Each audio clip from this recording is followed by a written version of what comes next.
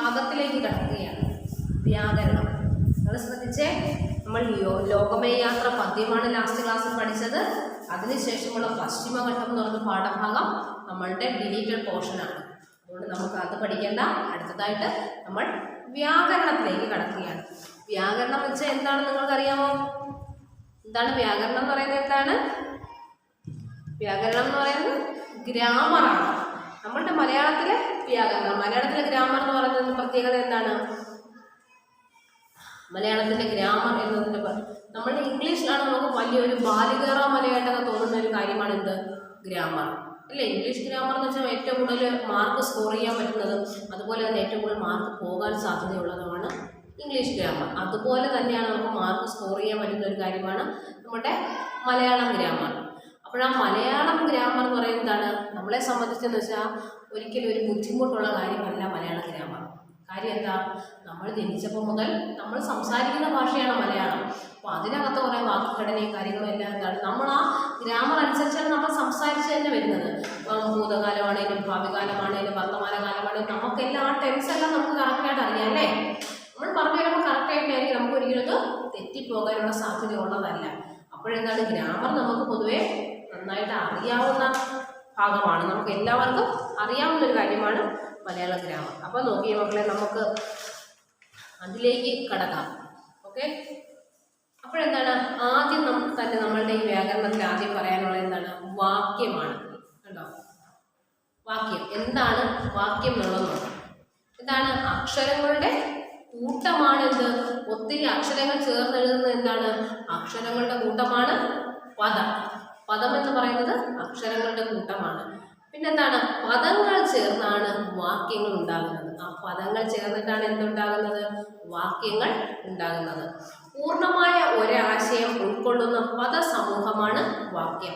പൂർണ്ണമായിട്ടുള്ള എന്താണ്? ഒരാശയം ഉൾക്കൊള്ളുന്ന പദസമൂഹത്തിനെയാണ് എന്ത് പറയുന്നത്? വാക്യമെന്ന് പറയുന്നത്. നോക്കി, അക്ഷരങ്ങളുടെ കൂട്ടത്തിനെ എന്ത് പറയുന്നു? പദം എന്ന് പറയുന്നു. പദങ്ങൾ ചേർന്നെന്താണ്? വാക്യങ്ങൾ ഉണ്ടാകുന്നു.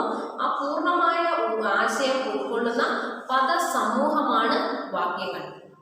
പദങ്ങൾ ചേരുമ്പോൾ വാക്യങ്ങളാവുകയാണ്. ആ വാക്യങ്ങൾ എന്ന് പറഞ്ഞാൽ എന്താണ്? പൂർണ്ണമായിട്ടുമുള്ള ഒരാശയം അതിനകത്ത് ഉൾക്കൊള്ളുന്ന പദസമൂഹത്തിനെയാണ് വാക്യമെന്ന് പറയുന്നത്. പൂർണ്ണമായ ഒരാശയം ഉൾക്കൊള്ളുന്ന പദസമൂഹത്തിനെയാണ് വാക്യമെന്ന് പറയുന്നത്. ഓക്കെ, അടുത്ത നോക്കിക്കാൻ ഉദാഹരണങ്ങൾ ശ്രദ്ധിച്ചേ. മഴ ആരംഭിച്ചു. അത് കേൾക്കുമ്പോൾ നമുക്ക് എന്ത് മനസ്സിലാവും? മഴ പെയ്തു തുടങ്ങി എന്നുള്ള കാര്യം നമുക്ക് വ്യക്തമാകും. നിന്റെ ജോലി എന്താണ്? എന്താണ് നിന്റെ ജോലി എന്ന് നോക്കുകയാണ്. അടുത്ത നോക്കിക്കേ, കുട്ടികൾ പാട്ട് പാടുന്നു. കുട്ടികൾ എന്ത് ചെയ്യുകയാണ്? പാട്ട് പാടുകയാണ്. ഹാ, എത്ര മനോഹരമായ ചിത്രം അല്ലെ? ഇതെല്ലാം എന്താണ്? ഓരോ വാക്യങ്ങളാണ്. അപ്പോൾ വ്യക്തമായിട്ടുള്ള എന്താണ്? പൂർണ്ണമായിട്ടുള്ള ഒരു ആശയം ഉൾക്കൊള്ളുന്നതാണ് അതെല്ലാം. കണ്ടോ? അടുത്ത നോക്കിക്കേ, അതുപോലെ എന്താണ്? നമ്മൾ അടുത്തത് പഠിക്കുകയാണ് ആഖ്യയും ആഖ്യാതവും. എന്തൊക്കെയാണ് ആഖ്യയും ആഖ്യാതവും? വാക്യത്തിന് ആഖ്യാതം എന്നിങ്ങനെ രണ്ട് ഘടകങ്ങളുണ്ട്. അപ്പോൾ വാക്യം എന്താണെന്ന് നമ്മൾ പഠിച്ചു. അതുപോലെ വാക്യത്തിന് ആഖ്യ എന്നും ആഖ്യാതം എന്നും രണ്ട് ഘടകങ്ങളുണ്ട്. ഒരു വാക്യത്തിൽ ആരെപ്പറ്റി അല്ലെങ്കിൽ എന്തിനെ പറ്റി പറയുന്നുവോ അത് ആഖ്യ. ഒരു വാക്യത്തിൽ നമ്മുടെ ഒരു സെന്റൻസിനകത്ത് ഒരു ആഖ്യയും ആഖ്യാതവുമുണ്ട്. ഒരു വാക്യത്തിൽ എന്താണ്? ആരെ പറ്റിയാണോ അല്ലെങ്കിൽ എന്താണ് എന്തിനെ പറ്റിയാണോ പറയുന്നത് അത് ആഖ്യയാണ്. ആരെ പറ്റി അല്ലെങ്കിൽ എന്തിനെ പറ്റി പറയുന്നതാണ് ആഖ്യ. ആഖ്യാതമാണെങ്കിൽ എന്താ? നോക്കി ഇതിനൊരു ഉദാഹരണം നോക്കിക്കേ. മാവ് പൂത്തു. അപ്പോഴെന്താണ് അതിനകത്ത് ആഖ്യ വരുന്നത്? എന്താണ്? മാവ് എന്നത് ആഖ്യയാണ്. വ്യായാമം ചെയ്തു. എന്തിനെ പറ്റിയാണ് പറയുന്നത്? വ്യായാമത്തിനെ പറ്റിയല്ലേ പറയുന്നത്. ആ വ്യായാമത്തിനെ പറ്റി പറയുമ്പോൾ വ്യായാമം ചെയ്തു. അപ്പോൾ വ്യായാമം എന്ന് പറയുന്നത് എന്താണ്? ആഖ്യയാണ്. ആഖ്യയെക്കുറിച്ച് എന്ത് പറയുന്നുവോ അതാണ് ആഖ്യാതം. ആഖ്യയെ പറ്റി എന്ത് പറയുന്നുവോ അതാണ് ആഖ്യാതം. ശ്രദ്ധിച്ചേ കുഞ്ഞുങ്ങളെ, മാവ് പൂത്തു. അപ്പോൾ എന്താണ് പൂത്തത്? മാവാണ് പൂത്തത്. അതല്ലേ ഇമ്പോർട്ടൻ്റ് ആയിട്ടുള്ള കാര്യം. അപ്പോൾ മാവ് എന്താണ്? ആഖ്യ. പൂത്തു നോക്കിയേ, എന്താണ്? ആഖ്യാതം. ആഖ്യാതം. കണ്ടോ? മനസ്സിലായോ? ആഖ്യയും ആഖ്യാതവും മനസ്സിലായോ? മാവ് പൂത്തുന്നുള്ളത് ആഖ്യാണ് വരുന്നത്. അതിനകത്ത് മാവെന്നുള്ളത് ആഖ്യം വരും. എന്താണ് പറയുന്നത്? ആഖ്യാതമാണ് പറയുന്നത്. അത് പൂത്തുന്നുള്ളത് ആഖ്യാതവുമാകുന്നത്. നോക്കിയേ, വ്യായാമം ചെയ്തു. അടുത്തത് പറയുന്നത് വ്യായാമം ചെയ്തു. ഈ വാക്യത്തിൽ നോക്കിയേ, അതിനകത്ത് വ്യായാമം എന്ന് പറയുന്നത് എന്താണ്? വ്യായാമം എന്ന് പറയുന്നത് ഏതാണ്? ഇതിനകത്ത് വ്യായാമമാണ്. ആഖ്യ ചെയ്തു എന്നുള്ള എന്താണ്? ആഖ്യാതമാണ്. ഈ വാക്യങ്ങളിൽ മാവിനെ കുറിച്ച് പറയുന്നത് പൂത്തു എന്നാണ്, വ്യായാമത്തെ കുറിച്ച് പറയുന്നത് ചെയ്തു എന്നാണ്. അതിനാൽ പൂത്തു ചെയ്തു എന്നിവ ആഖ്യാതമാണ്. ഇതാണ് പൂത്തു ചെയ്തു. എന്താണ് ചെയ്യുന്നതെന്ന് പറയുമല്ലേ, അത് ആഖ്യാതമാണ്. എല്ലാ വാക്യങ്ങളും ഇതുപോലെ 2 വാക്യം മാത്രം ചേർന്നവയല്ലല്ലോ. അതുകൊണ്ട് കർത്താവും കർത്താവിനോട് ചേരുന്ന വിശേഷണങ്ങളും ആഖ്യയാണ്. അതുപോലെ ക്രിയാരൂപവും ക്രിയാവിശേഷണങ്ങളും അടങ്ങിയിരിക്കുന്നതാണ് ആഖ്യാതം. എന്താണ്? എല്ലാ വാക്യങ്ങളും ഇതുപോലെ എന്താണ്? 2 വാക്യം മാത്രം ചേരുന്നവയല്ല, ഒരുപാട് വാക്യങ്ങൾ കാണത്തില്ലേ. അതുകൊണ്ട് എന്താണ്? കർത്താവും കർത്താവിനോട് ചേരുന്ന വിശേഷണങ്ങളും. കർത്താവ് എന്ന് വെച്ചാൽ എന്താണ്? കർമ്മം ചെയ്യുന്ന ആളാണ് കർത്താവ്. ഒരു പ്രവൃത്തി ചെയ്യുന്ന ആൾ ആരാണോ അയാളാണ് കർത്താവ് എന്നറിയപ്പെടുന്നത്. ആ കർത്താവിനോട് ചേരുന്ന വിശേഷണങ്ങളും ആഖ്യയാകും. അതുപോലെ ക്രിയാരൂപവും ക്രിയാവിശേഷണങ്ങളും അടങ്ങിയതാണ് ആഖ്യാതം. അതുപോലെ ക്രിയാരൂപവും ക്രിയാവിശേഷണങ്ങളും അടങ്ങിയതാണ് എന്ത്? ആഖ്യാതം. ഉദാഹരണം നോക്കിയ, സമർത്ഥരായ കുട്ടികൾ കാര്യം വേഗം മനസ്സിലാക്കും. സമർത്ഥരായ കുട്ടികൾ എന്താണ്? ഈ വാക്യത്തിൽ എന്താണ്? സമർത്ഥരായ കുട്ടികൾ എന്നുള്ളതാണ് എന്ത്? ആഖ്യയാകുന്നത്. ആഖ്യാതമാണെങ്കിലോ കാര്യങ്ങൾ വേഗം മനസ്സിലാക്കും, അത് ആഖ്യാതം. ഒരു വാക്യത്തിൽ എത്ര വാക്കുണ്ടായാലും അതിൽ ആഖ്യാതം എന്നിങ്ങനെ 2 അംശമേ കാണുകയുള്ളൂ. എത്ര വലിയ സെന്റൻസ് ആണെങ്കിലും അത് ആഖ്യയും ആഖ്യാതവും മാത്രമേ കാണുകയുള്ളൂ. ആഖ്യ അധികം ആഖ്യാതം. ആഖ്യ അധികം ആഖ്യാതം എന്നതാണ് മലയാളത്തിന്റെ വാക്യക്രമം. വാക്യക്രമം എങ്ങനെ വരുന്നത്? ആഖ്യ അധികം ആഖ്യാതം എന്നാണ് വാക്യക്രമം വരുന്നത്. അടുത്ത നോക്കിക്കേ, കർത്താവ് കർമ്മം ക്രിയ. കർത്താവ് കർമ്മം ക്രിയ എന്നതാണ് മലയാളത്തിന്റെ വാക്യത്തിലെ സാധാരണയായ പദക്രമം. നമ്മൾ സാധാരണ ഉപയോഗിക്കുന്ന പദക്രമമാണിത്. ആ കർത്താവ് കർമ്മം ക്രിയ എന്നത് നമ്മൾ വാക്യത്തിൽ സാധാരണ ഉപയോഗിക്കുന്ന പദക്രമമാണ്. ഓരോന്നിൻ്റെയും വിശേഷങ്ങൾ അതതിനു മുമ്പിൽ ചേർക്കുന്നു. എന്താണ് അതിൻ്റെയൊക്കെയുള്ള വിശേഷണമെന്ന് അതിൻ്റെയൊക്കെ കൂടെ തന്നെ ചേർക്കുന്നു. ഓരോന്നിൻ്റെയും വിശേഷങ്ങൾ അതതിന് മുമ്പിൽ ചേർക്കുന്നു. അടുത്ത നോക്കിക്കേ, കർത്താവ്. കർത്താവ് എന്താണ്? ആ പ്രവൃത്തി ചെയ്യുന്ന ആളോ വസ്തുവോ ആണ് കർത്താവ്.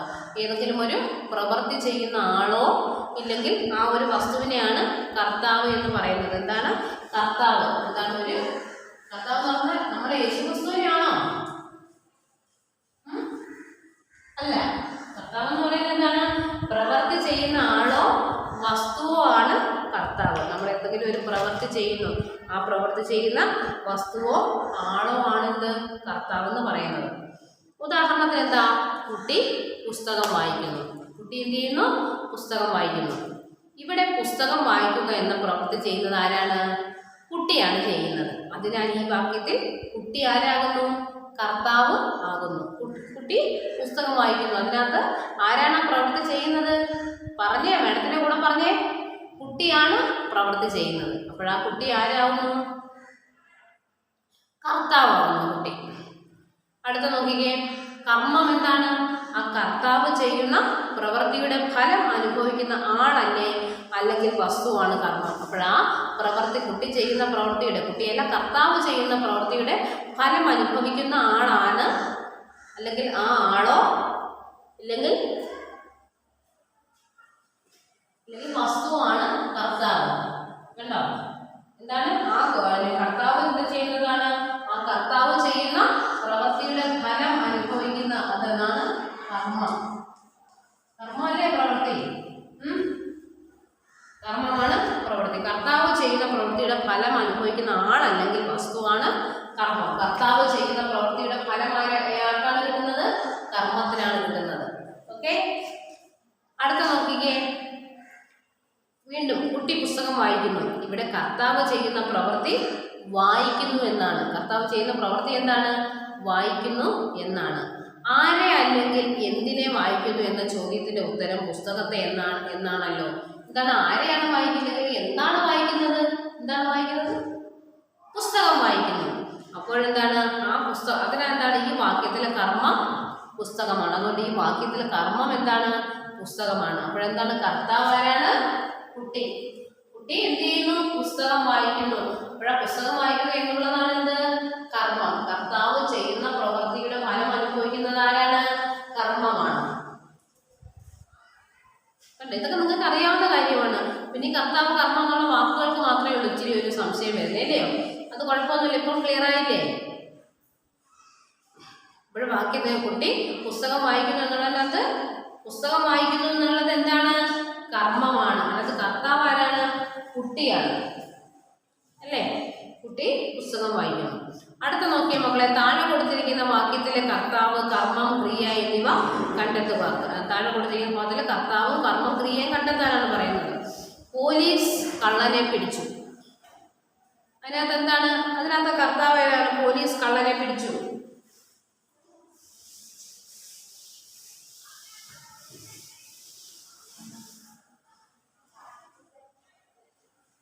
പോലീസ്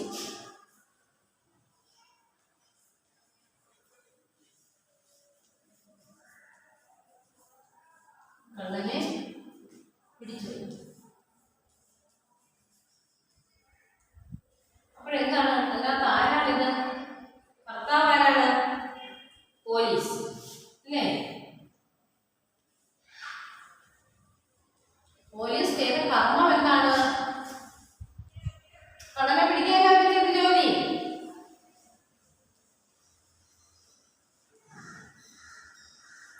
കർമ്മമാണ്. അടുത്ത കുട്ടികൾ പട്ടിയെ അടിച്ചു. അപ്പോഴാ കുട്ടികളല്ലേ അവിടെ കർത്താവാകുന്നത്, അല്ലേ? കർമ്മം എന്താണ്? പട്ടിയെ അടിച്ചു. അടുത്ത നോക്കി, അച്ഛൻ പുസ്തകം വാങ്ങി. അച്ഛൻ ആരാണ്? പറഞ്ഞ മേഡത്തിന്റെ കൂടെ അച്ഛൻ പറഞ്ഞ അച്ഛൻ ആരാണ്? കർത്താവാണ്. അച്ഛൻ ചെയ്ത കർമ്മം എന്താണ്? പുസ്തകം വാങ്ങി. കുഞ്ഞ് പാൽ കുടിച്ചു. കുഞ്ഞാരാണ്? കുഞ്ഞ് കർത്താവാണ്. ആ കുഞ്ഞ് ചെയ്ത പ്രവൃത്തി എന്താണ്? പാൽ കുടിച്ചു. അപ്പോൾ പാൽ കുടിച്ചു എന്നുള്ളത് കർമ്മം. നോക്കിയേ, പോലീസ് കള്ളനെ പിടിച്ചു. പോലീസ് ആരാണ്? കർത്താവാണ്. കർമ്മം എന്താണ് അതിനകത്ത് വന്നേക്കുന്നത്? കള്ളനെ പിടിച്ചു. അടുത്ത കുട്ടികൾ പട്ടിയെ അടിച്ചു. കുട്ടികൾ എന്ന് പറയുന്നത് കർത്താവ്. കുട്ടികൾ ചെയ്ത പ്രവൃത്തി എന്താണ്? പട്ടിയെ അടിച്ചു. അടുത്തത് അച്ഛൻ പുസ്തകം വാങ്ങി. ആരാണ് പുസ്തകം വാങ്ങിയത്? അച്ഛനാണ് പുസ്തകം വാങ്ങിയത്. അച്ഛൻ എന്ത് ചെയ്തു? അപ്പോൾ അച്ഛൻ ആരാണ് അതിനകത്ത്? അച്ഛൻ കർത്താവ്. പുസ്തകം വാങ്ങിയെന്നുള്ളത് എന്താണ്? കർമ്മം, അല്ലേ? കുഞ്ഞ് പാൽ കുടിച്ചു. ഇപ്പോഴെന്ത്? കുഞ്ഞ് എന്ത് ചെയ്യുന്നു? കുഞ്ഞാരാണ്? കർത്താവാണ്. കുഞ്ഞ് ചെയ്ത പ്രവൃത്തി എന്താണ്? പാൽ കുടിക്കുകയാണ്. കേട്ടോ? അടുത്ത നോക്കിയ കുഞ്ഞുങ്ങളെ, വാക്യ വിഭജനമാണ്. നമ്മുടെ വാക്യത്തിനെ വിഭജിക്കുകയാണ്. വാക്യ വിഭജനമാണ്. വാക്യങ്ങളെ വിഭജിക്കുകയാണ് നമ്മളുടെ. ആ വാക്യ വിഭജനം നോക്കിക്കേ. അർത്ഥ സ്വഭാവം അനുസരിച്ച് വാക്യങ്ങളെ 4 ആയിട്ട് തരംതിരിക്കുക. എന്താണ്? ആ അർത്ഥ സ്വഭാവം അനുസരിച്ച് വാക്യങ്ങളെ എത്രയായിട്ട് തരംതിരിക്കാം?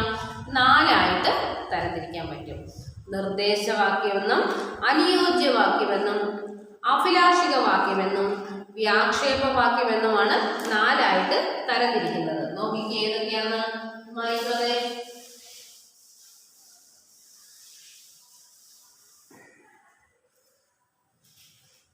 ഏതൊക്കെയാണ്?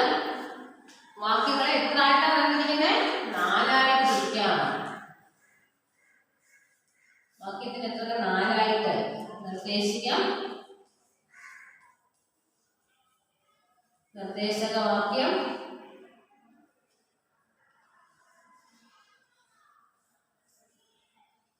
അനുയോജിക വാക്യം,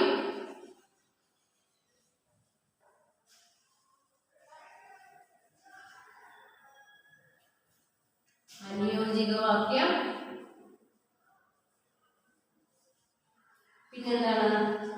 അഭിലാഷിക വാക്യം,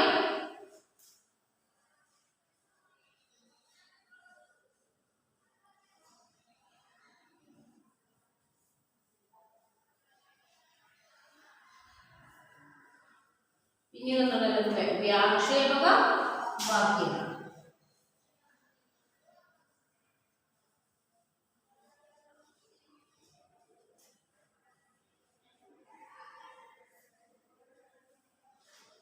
നോക്കിയ വാക്യ വിഭജനമാണ് പറയുന്നത്. ഏതൊക്കെയാണ് എങ്ങനെ അനുസരിച്ചാണ് അർത്ഥ സ്വഭാവം അനുസരിച്ചാണ് വാക്യങ്ങളെ എത്രയായിട്ട് തരംതിരിച്ചിരിക്കുന്നത്?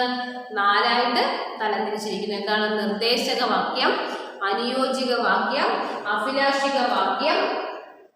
ലായെന്ന് വായിക്കുന്നത് നിങ്ങളിത് വായിക്കുമല്ലോ, അത് മാറ്റി എഴുതണം.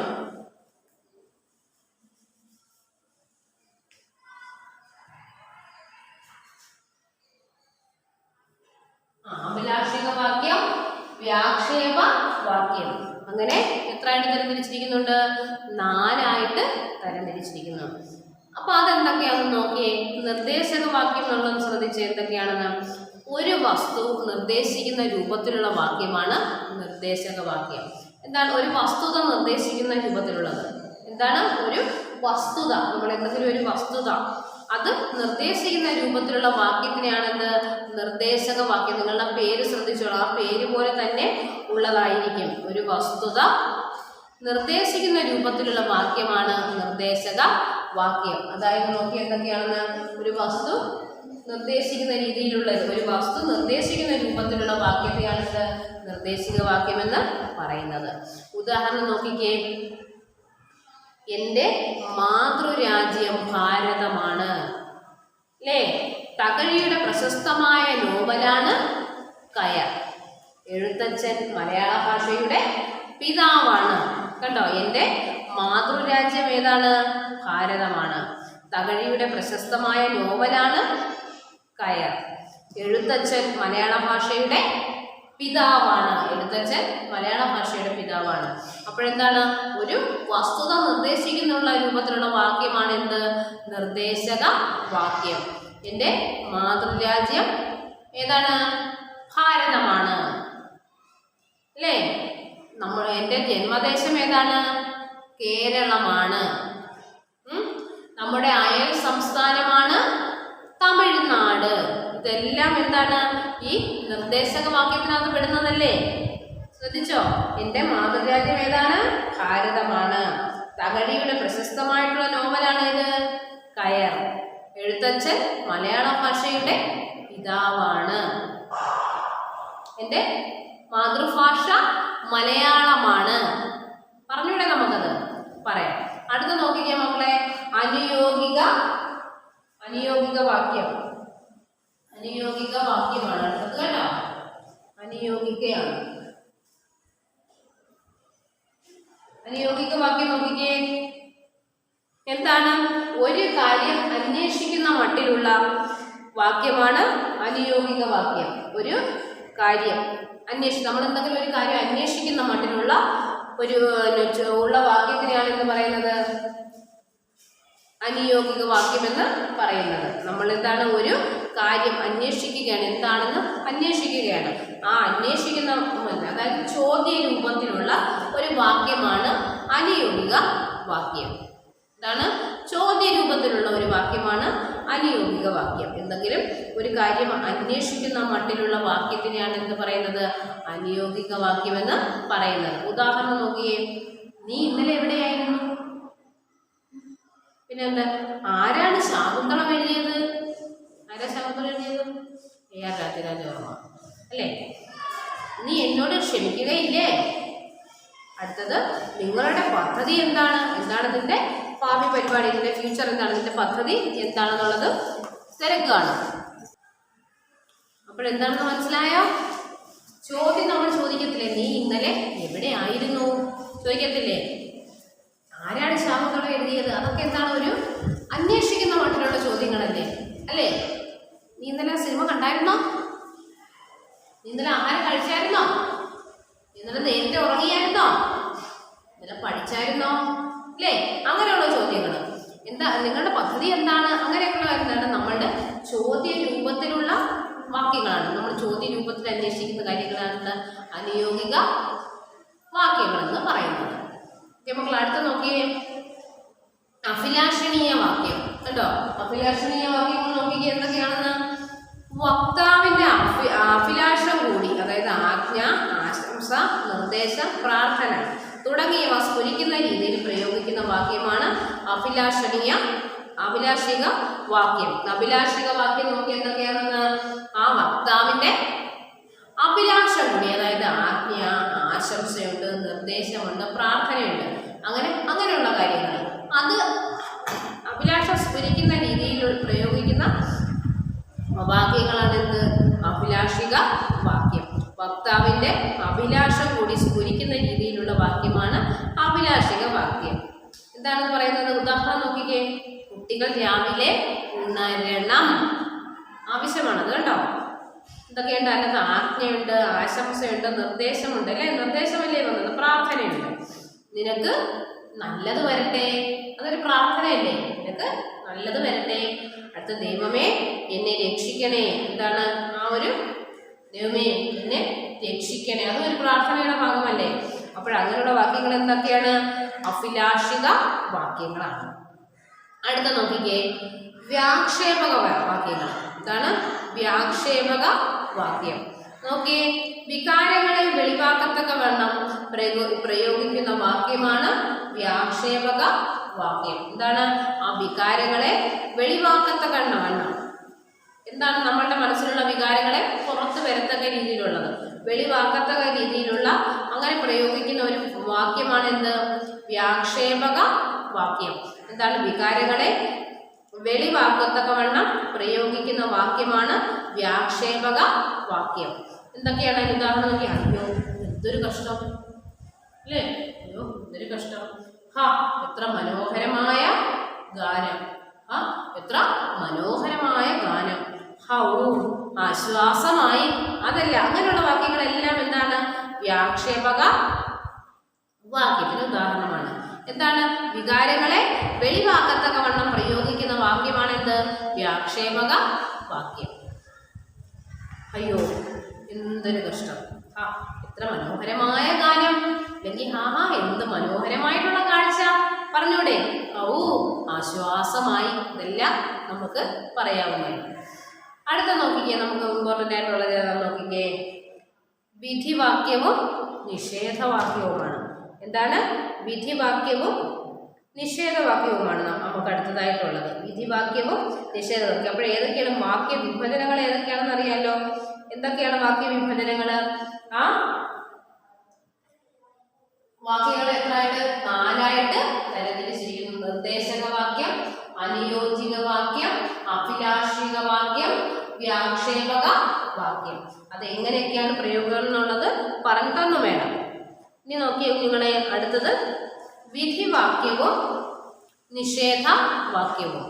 മുകളിൽ കൊടുത്തിട്ടുള്ളവയിൽ വ്യാക്ഷേപക വാക്യം ഒഴികെയുള്ള 3 തരം വാക്യങ്ങളും വിധി രൂപത്തിലും നിഷേധ രൂപത്തിലും പ്രയോഗിക്കാം.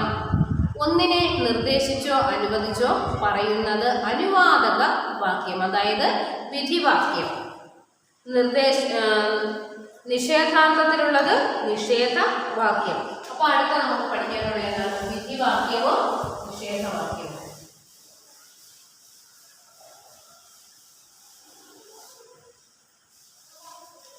വിധിവാക്യവും നിഷേധവാക്യവും.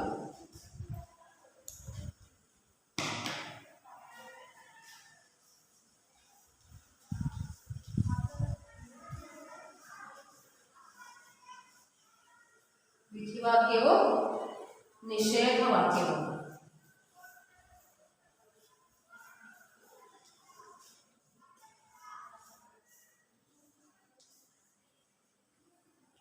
വിധിവാക്യവും നിഷേധവാക്യവുമാണ് അടുത്തത്.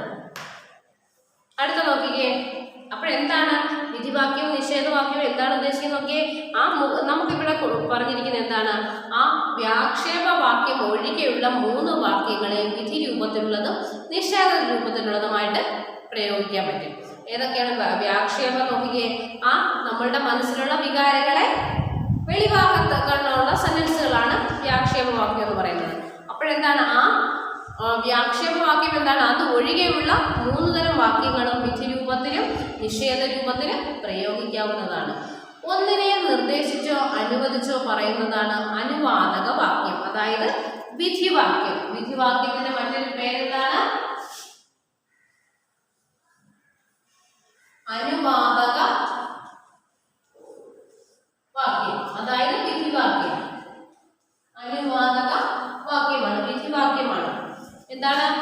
ഒന്നിനെ നിർദ്ദേശിച്ചോ അനുവദിച്ചോ പറയുന്നതാണ് അനുവാദക വാക്യം. നോക്കിയേ, നിഷേധാർത്ഥത്തിലുള്ളത് നിഷേധവാക്യം. നിഷേധാർത്ഥത്തിലുള്ളത് എന്താണ്? നിഷേധവാക്യം ആകുന്നു.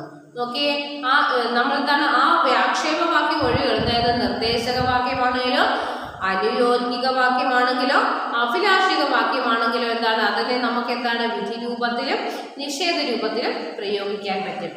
എന്താണ്? ഒന്നിനെ നിർദ്ദേശിച്ചോ അനുവദിച്ചോ പറയുന്നതാണ് അനുവാദക വാക്യം, അതായത് വിധിവാക്യം. നിഷേധാർത്ഥത്തിലുള്ളത് നിഷേധവാക്യമാണ്. ഉദാഹരണം നോക്കിക്കേ, സത്യം പറയണം. അതെന്താണ്? വിധിവാക്യമാണ്, നമ്മളുടെ അനുവാദമാണ്. വിധിവാക്യം നമ്മളുടെ അനുവാദമാണ്. അതിന് നിഷേധം എങ്ങനെ വരും? കള്ളം പറയരുത്, അല്ലേ? അതേ അർത്ഥത്തിൽ തന്നെയാണല്ലേ പറയുന്നത്. സത്യം പറയണം, കള്ളം പറയരുത്, രണ്ടും ഒന്ന് തന്നെയല്ലേ വരുന്നത്. മഴ പെയ്തു, മഴ പെയ്തില്ല. സത്യം പറയണം, കള്ളം പറയരുത്.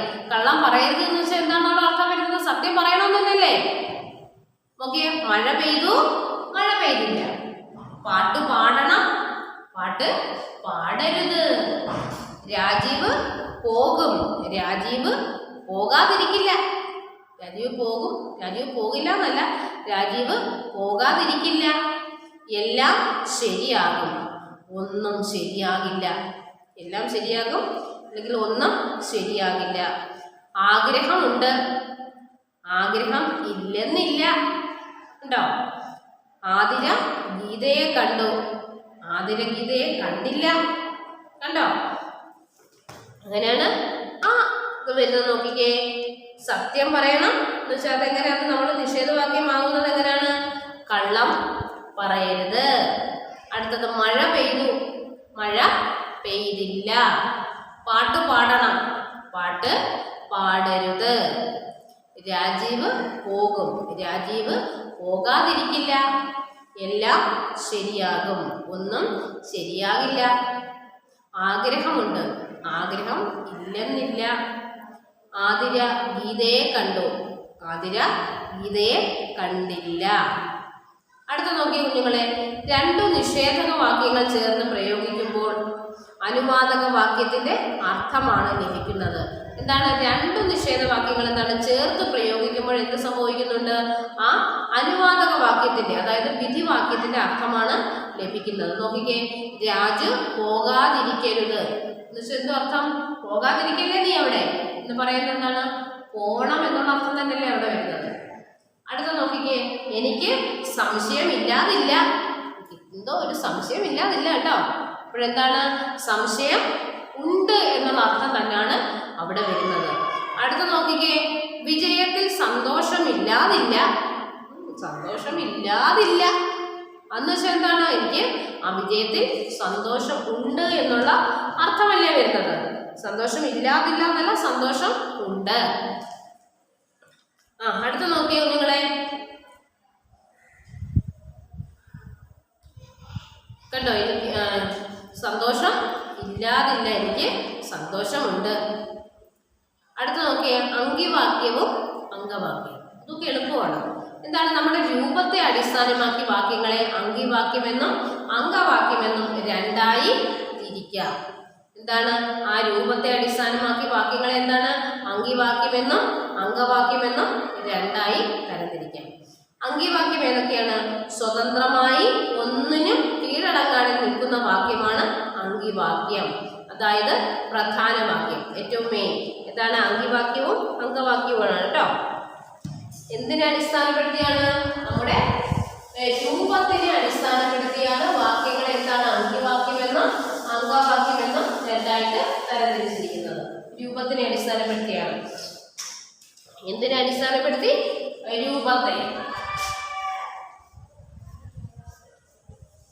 രൂപത്തെയാണ് അടിസ്ഥാനപ്പെടുത്തി. എന്തൊക്കെയാണ്? അംഗവാക്യമെന്നും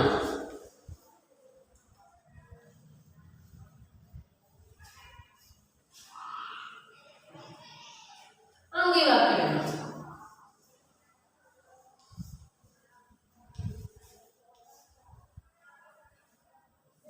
അംഗവാക്യമെന്നും അങ്കിവാക്യമെന്നുമാണ്. എന്താണ്? ആ രൂപത്തെ അടിസ്ഥാനപ്പെടുത്തി വാക്യങ്ങളെ നമുക്ക് ഒന്നിന് രണ്ടായിട്ട് തരംതിരിച്ചിരിക്കുന്നു. നോക്കി എന്തൊക്കെയാണ് അങ്കിവാക്യം എന്ന് വെച്ചാൽ എന്താണ്? സ്വതന്ത്രമായി ഒന്നിനും കീഴടങ്ങാതെ നിൽക്കുന്ന വാക്യമാണ് അങ്കിവാക്യം. എന്താണ്? സ്വതന്ത്രമായിട്ട് മറ്റ് വേറൊന്നിനും കീഴടങ്ങാതെ നിൽക്കുന്ന വാക്യത്തിന് എന്താണ് പറയുന്നത്? അങ്കിവാക്യം എന്ന് പറയുന്നു. അതായത് എന്താണ് അത്? അങ്കിവാക്യം എന്താണ്? പ്രധാന വാക്യമാണ്. ഇതിൽ കർത്താവും പൂർണ്ണക്രിയയും ഉണ്ടായിരിക്കും. എന്താണ് അങ്കിവാക്യം എന്ന് പറയുന്നത്? എന്താണ്? നമ്മളുടെ സ്വതന്ത്രമായിട്ട് മറ്റൊന്നിനെ ഡിപ്പെൻഡ് ചെയ്ത് മറ്റൊന്നിനും കീഴടങ്ങാതെ നിൽക്കുന്ന വാക്യമാണ് ഏത്? അങ്കിവാക്യം എന്ന് പറയുന്നത്. ഇതിനകത്ത് എന്താണ്? കർത്താവും പൂർണ്ണക്രിയയും ഉണ്ടായിരിക്കും. അതിനകത്ത് കർത്താവും ഉണ്ട്, അതുപോലെ തന്നെ പൂർണ്ണക്രിയയും അതിൽ ഉണ്ടായിരിക്കും. അടുത്ത നോക്കി അംഗവാക്യം നോക്കിക്കേ. ഒരു അങ്കിവാക്യത്തിന് കീഴടങ്ങാതിരിക്കുന്ന വാക്യമാണ് അംഗവാക്യം. ഒരു അങ്കിവാക്യത്തിന് എന്താണ്? കീഴടങ്ങാതിരിക്കുന്ന വാക്യത്തിന് എന്ത് പറയുന്നു? അംഗവാക്യം എന്ന് പറയുന്നു. അഥവാ അപ്രധാന വാക്യം. അങ്കിവാക്യം എന്ന് പറയുന്നത് എന്താണ്? അപ്രധാന വാക്യമാണ് അങ്കിവാക്യം. ഇതിലെ ക്രിയ എന്താണ്? പറ്റുവിന അല്ലെങ്കിൽ എന്താണ്? അപൂർണ ക്രിയയായിരിക്കും.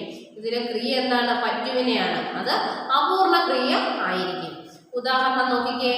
ഞാൻ അടുത്ത് ചെന്നപ്പോൾ അദ്ദേഹം പുഞ്ചിരിച്ചു. അപ്പോഴെന്താണ്? ഞാൻ അതിൻ്റെ അടുത്ത് ചെന്ന് കഴിഞ്ഞപ്പോൾ എന്ത് സംഭവിച്ചു? അദ്ദേഹം എന്ത് ചെയ്തു? അദ്ദേഹം പുഞ്ചിരിച്ചു. അപ്പോഴെങ്ങനെയാണ്? ഞാൻ അടുത്ത് ചെന്നപ്പോൾ, അല്ലേ? ഞാൻ അടുത്ത് ചെന്നപ്പോഴാണ് എന്താണ്? അത് അംഗവാക്യമാണ്. ഞാൻ അടുത്ത് ചെന്നപ്പോൾ എന്നുള്ളത് അംഗവാക്യമാണ്. അതുപോലെ എന്താണ്? അദ്ദേഹം പുഞ്ചിരിച്ചു. അദ്ദേഹം പുഞ്ചിരിക്കുക എന്നുള്ളത് എന്താണ്? അങ്കിവാക്യമാണ്. മനസ്സിലായോ? ഞാൻ അടുത്ത് ചെന്നപ്പോൾ എന്താണ്? അംഗവാക്യമാണ്. അദ്ദേഹം പുഞ്ചിരിച്ചു എന്നുള്ളത് അങ്കിവാക്യമാണ്. അടുത്ത നോക്കിക്കേ. ചൂർണിക, സങ്കീർണക, മഹാവാക്യം. അടുത്ത നമുക്ക് പഠിക്കാനുള്ളത് ചൂർണിക, സങ്കീർണക, മഹാവാക്യം. ചൂർണിക, സങ്കീർണക, മഹാവാക്യമാണ് അടുത്ത നമുക്ക് പഠിക്കാനുള്ളത്. എന്താണ്? ആശയങ്ങളുടെ സ്വഭാവം അനുസരിച്ച് വാക്യങ്ങളെ ചൂർണിക, സങ്കീർണകം, മഹാവാക്യം എന്നിങ്ങനെ മൂന്നായിട്ട് തരംതിരിച്ചിരിക്കുന്നു. എന്തൊക്കെയാണ്? ആശയങ്ങളുടെ സ്വഭാവം അനുസരിച്ചാണ്. എങ്ങനെയാണ് തരംതിരിച്ചിരിക്കുന്നത്? ആ ആശയങ്ങളുടെ സ്വഭാവം അനുസരിച്ച് എന്താണ്? വാക്യങ്ങളെ ചൂർണിക, പിന്നെന്താണ്?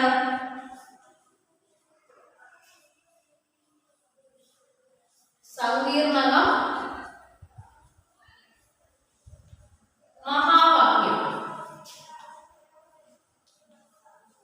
എങ്ങനെയാണ് തിരിച്ചിരിക്കുന്നത്? ചൂർണിക, സങ്കീർണകം, മഹാവാക്യം എന്നിങ്ങനെയാണ് തരംതിരിച്ചിരിക്കുന്നത്. എന്തിന്റെ അടിസ്ഥാനത്തിലാണ് തരംതിരിച്ചിരിക്കുന്നത് നോക്കിക്കേ. നമ്മളുടെ ആശയങ്ങളുടെ സ്വഭാവം അനുസരിച്ചാണ് തരംതിരിച്ചിരിക്കുന്നത്. ആ ആശയങ്ങളുടെ സ്വഭാവം അനുസരിച്ച് വാക്യങ്ങളെ എങ്ങനെ തരംതിരിച്ചിരിക്കുന്നു? ചൂർണിക, സങ്കീർണകം, മഹാവാക്യം എന്നിങ്ങനെ മൂന്നായിട്ട് തരംതിരിച്ചിരിക്കുന്നു. അപ്പൊ നോക്കിക്കേ എന്തൊക്കെയാണെന്ന്. ചൂർണിക എന്തൊക്കെയാണെന്ന് നോക്കിക്കേ. ഒരു അങ്കിവാക്യം മാത്രമുള്ള വാക്യമാണ് ചൂർണിക എന്ന് പറയുന്നത്. കണ്ടോ? ആ എന്താണ് പറയുന്നത്? ചൂർണിക എന്ന് പറയുന്നത് എന്താണ്? ഒരു അങ്കിവാക്യം മാത്രമുള്ള വാക്യമാണ് ചൂർണിക. ചൂർണിക എന്താന്ന് മനസ്സിലായോ? ഒരു അങ്കിവാക്യം മാത്രമുള്ള വാക്യത്തിന് എന്ത് പറയുന്നത്? ചൂർണിക എന്ന് പറയുന്നത്. അതുപോലെ എന്താണ്? അതിന് എന്താണ്? ഒരു കേവല വാക്യം എന്നും മറ്റൊരു പേരും ഇതിന് ഉണ്ട്. എന്താണ്? ചൂർണികയ്ക്കുള്ള മറ്റൊരു പേരെന്താണ്? കേവല വാക്യം. കേവല വാക്യം എന്നുള്ളൊരു പേരും കൂടി ചൂർണികയ്ക്കുണ്ട്. അപ്പോഴെന്തൊക്കെയാന്ന് നോക്കിക്കേ. ആ ചൂർണിക എന്ന് പറഞ്ഞ ഒരു അങ്കിവാക്യം മാത്രമുള്ള വാക്യമാണ് എന്ത്? ചൂർണിക. ഇതൊരു കേവല വാക്യം എന്നൊരു പേര് കൂടി ഇതിനുണ്ട്. ഒരു കർത്താവും ഒരു ക്രിയയും ഒരു കർമ്മവും ഉള്ള വാക്യമാണ് ഏത്? ചൂർണിക എന്ന് പറയുന്നത്. എന്താണ്? വേറൊരു പേര് കേവല വാക്യം. കേവല ശ്രദ്ധിച്ചുള്ള വാക്യത്തിന്റെ അർത്ഥം എന്താണ്? ഒരു കർത്താവും ഒരു ക്രിയയും ഒരു കർമ്മവും മാത്രമാണ് അതിന് ഉള്ളത്. നോക്കിയേ. മത്സ്യം ചൂണ്ടയിൽ കുടുങ്ങി. എന്താണ്? ഒരു കർത്താവ്, ഒരു കർമ്മം, ഒരു ക്രിയ. അതല്ലേ ഉള്ളൂ. കുട്ടികൾ രക്ഷിതാക്കളെ അനുസരിക്കണം. ഒരു കർത്താവ്, ഒരു കർമ്മം, ഒരു ക്രിയ. കുട്ടി ഉറങ്ങി. അതെല്ലാം എന്താണ്? ചൂർണിക. അവിടെ എന്താണ്? ഒരു കർത്താവും ഒരു കർമ്മവും ഒരു ക്രിയയും മാത്രമേ വരുന്നുള്ളൂ. അടുത്ത നോക്കിക്കേ. സെക്കൻഡ് വൺ, സങ്കീർണകം. ഒരു അങ്കിവാക്യവും ഒന്നോ അതിലധികമോ അംഗവാക്യവും ഉള്ള വാക്യമാണ് സങ്കീർണകം. ശ്രദ്ധിച്ചോ, പേര് ശ്രദ്ധിച്ചോളെ. സങ്കീർണകം എന്താണ്? ഒരു അങ്കിവാക്യമോ ഒന്നോ അതിലധികമോ അംഗവാക്യവും ഉള്ള വാക്യമാണ് സങ്കീർണകം. പത്തി വിരിച്ചാടുന്ന പാമ്പിനെ കണ്ട് ആളുകൾ അമ്പരന്ന് നിന്നപ്പോൾ പാമ്പാട്ടി അതിനെ എടുത്ത് തോളത്തിട്ടു. ഇല്ലയോ? എന്താണ്? പത്തി വിരിച്ചാടുന്ന പാമ്പിനെ കണ്ട ആളുകൾ അമ്പരന്ന് നിന്നപ്പോൾ എന്ത് ചെയ്തു? പാമ്പാട്ടി അതിനെ എടുത്ത് തോളത്തിട്ടു. അതെന്താണ്? അതിനകത്ത് അംഗവാക്യങ്ങൾ എന്ത് വരും? പത്തി വിരിച്ചാടുന്ന പാമ്പിനെ കണ്ട്, അതൊരു അംഗവാക്യമായിട്ട് വരും. ഇല്ലെങ്കിൽ ആളുകൾ അമ്പരന്ന് നിന്നപ്പോൾ, അതും എന്താണ്? അംഗവാക്യമാണ്. അപ്പൊ രണ്ട് അംഗവാക്യം ഇതിനകത്ത് വരുന്നില്ലേ? ഇതിനകത്ത് അങ്കിവാക്യം എപ്പോഴെന്താണ്? പാമ്പാട്ടി അതിനെ എടുത്ത് തോളത്തിട്ടു. പാമ്പാട്ടി അതിനെ എടുത്തിട്ട് എന്ത് ചെയ്തു? തോളത്ത് ഇട്ടു. അതെന്താണ്? രണ്ട് അംഗവാക്യങ്ങൾ വരുന്നത് എന്താണ്? സങ്കീർണകമാണ്. അടുത്ത നോക്കിക്കേ, മഹാവാക്യം. മഹാവാക്യം എന്താണ്? ഒന്നിലധികം അങ്കിവാക്യങ്ങളുള്ള വാക്യമാണ് മഹാവാക്യം. ഒന്നിലധികം അങ്കിവാക്യങ്ങളുള്ള വാക്യത്തിന് എന്ത് പറയുന്നു? മഹാവാക്യം എന്ന് പറയുന്നു. എന്താണ്? ആ അങ്കിവാക്യങ്ങൾ, പക്ഷെ അതിനകത്ത് അംഗവാക്യങ്ങൾ ഉണ്ടായിരിക്കണമെന്ന് ഒരു നിർബന്ധവും ഇല്ല കേട്ടോ.